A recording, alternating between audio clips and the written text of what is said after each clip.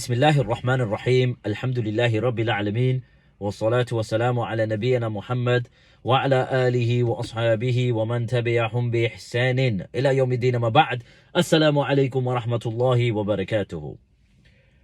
I have been inundated with messages from Assadists after I published my video Assad Zionist Connection, and since the Gaza bombings you find Assadists who are LARPing and putting themselves forward, acting like they are voices against oppression, whereas they support a bigger tyrant than Netanyahu, especially in the last 11 years. I could go as far as saying that if you look at the track record. Now, what I'm going to do is play a video for you, okay? Play a video for you. You know what's happening in Gaza.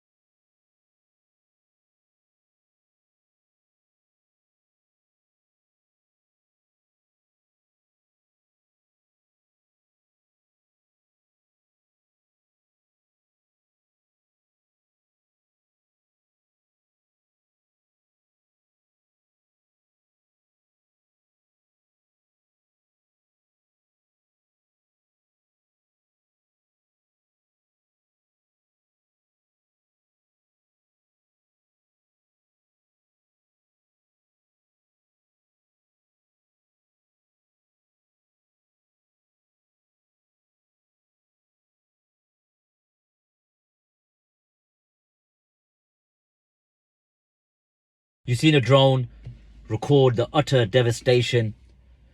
Buildings unrecognizable, the whole terrain, the land is just carpet bombed, and it's an absolute catastrophe. And the Assadists would agree as well. But unfortunately, that place wasn't Gaza. That was Homs in Syria. And the Assadists, along with the Russians and the Iranians and the Shia militias, for I think over 2 years, committed absolute massacres and majzara and majazir in Homs. And what I like to ask these Assadists, you would have assumed that that was Gaza, right? But that was your spiritual forefather who carpet bombed and laid absolute siege to Homs. Bombardment, barrel bombs, you name it. The UN got involved. It's very lengthy. You know, it was over 2 years. There was massacres, indiscriminate bombing, and it led to a ceasefire, which allowed the Free Syrian Army and their allies to leave Homs. Now, just to add, this happened between 2011 and 2013, before all these Assadist dogs start saying, oh, you know, you're pro-Daesh and you're pro-Al-Qaeda and etc, etc. This was between 2011 and 2013, when there wasn't no ISIS, there wasn't no Daesh. So put your brakes on before you start accusing me of everything under the sun. Now let's present a video of Gaza.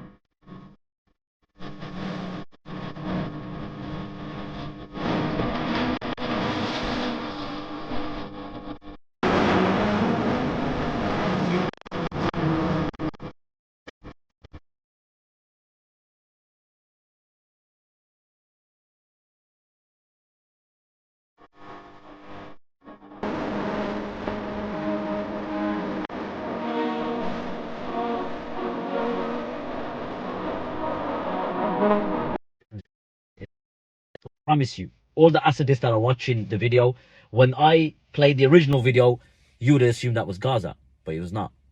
It was Hims. What can you say, oh Assadist, when your Netanyahu, let's call him, your Netanyahu destroyed his own cities?